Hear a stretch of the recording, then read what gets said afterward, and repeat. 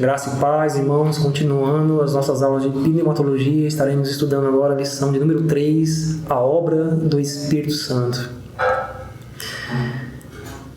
A obra do Espírito Santo são as obras de Deus. Podemos ver isso desde a criação do mundo até a consumação dos séculos. Gênesis 1:26.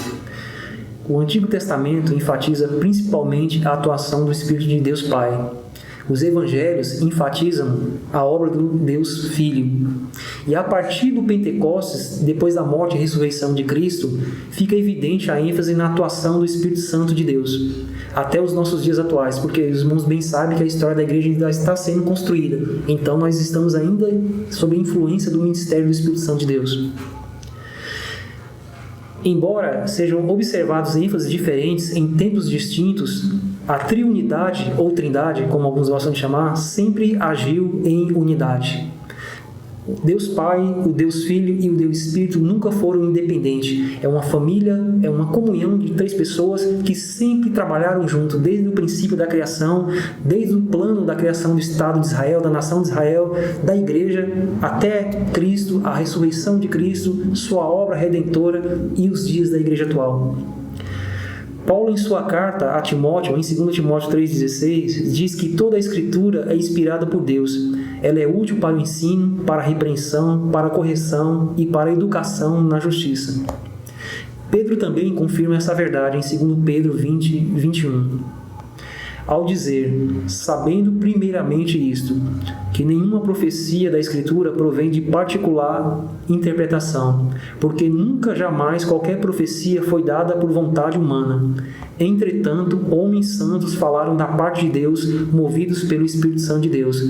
Os irmãos bem sabem que quando a palavra de Deus fala em relação à questão da profecia, não está falando sobre aquela questão dos dons, mas sim da palavra escrita do Antigo Testamento e o ministério de Cristo e o ministério posterior do Espírito Santo de Deus. É o que a Bíblia chama de profecia.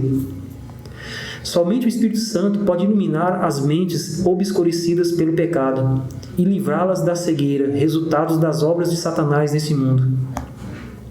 Em Efésios 3, 18 e 19, Paulo anseia que os crentes dessa igreja possam conhecer a plena revelação de Deus contida no Evangelho.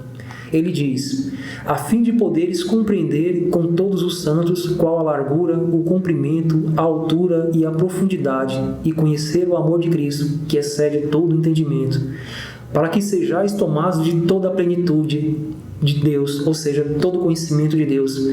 Efésios 3, 18 e 19.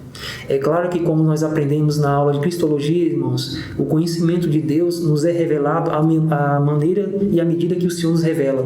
Nós jamais teremos todo o conhecimento da pessoa do Pai, nem todo o conhecimento da pessoa do Filho, nem tampouco todo o conhecimento da pessoa do Espírito Santo de Deus. Mas nós teremos aquilo que o Senhor resolveu nos revelar. A obra do Espírito Santo na vida humana de Jesus. Desde o nascimento de Jesus até a sua ressurreição, o Espírito Santo foi ativo. No seu nascimento, Lucas 1,35, descerá sobre ti o Espírito Santo e o poder do Altíssimo te envolverá, e com a sua sombra, por isso também o ente santo que há de nascer será chamado Filho de Deus.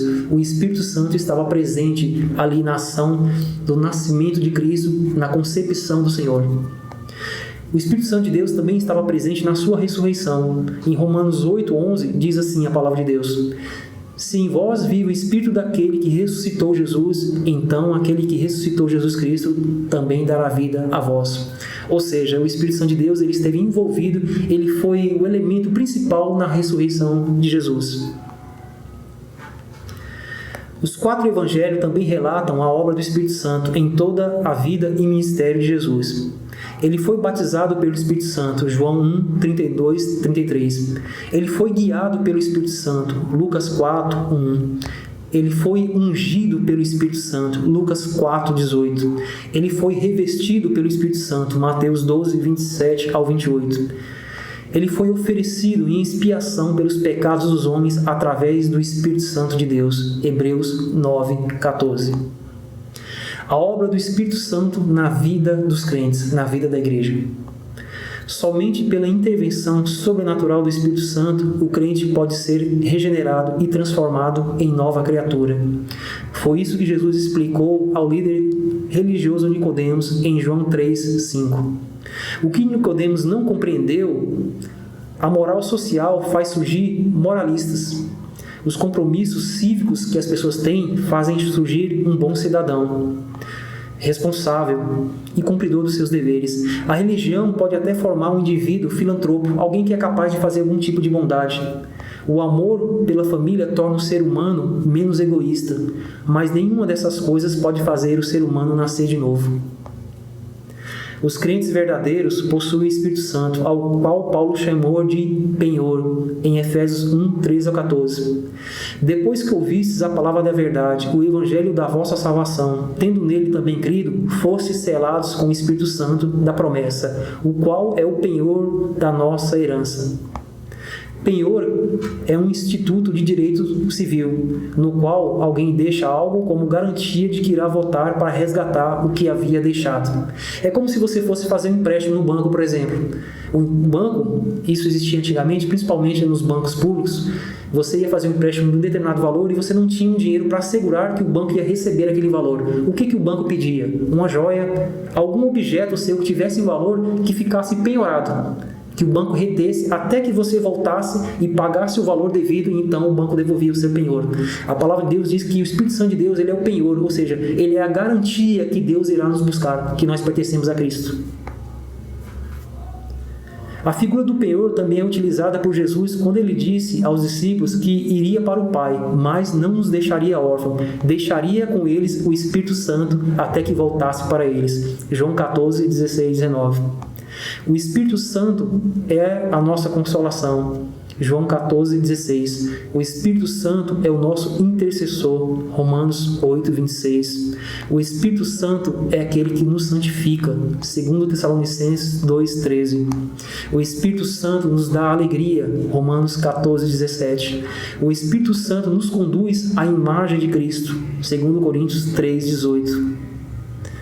Portanto, meus irmãos, o Espírito Santo de Deus, ele está presente em toda a obra, não somente da criação, mas no ministério de Cristo, da morte de Cristo, da sua ressurreição e do ministério de santificação sobre a vida da igreja. Ao final desse estudo, teremos também as 3 questões, as 3 verificações de aprendizagem que os irmãos bem sabem, e os irmãos responderão e nos enviarão para que seja corrigido. Que Deus abençoe os irmãos e até a próxima aula.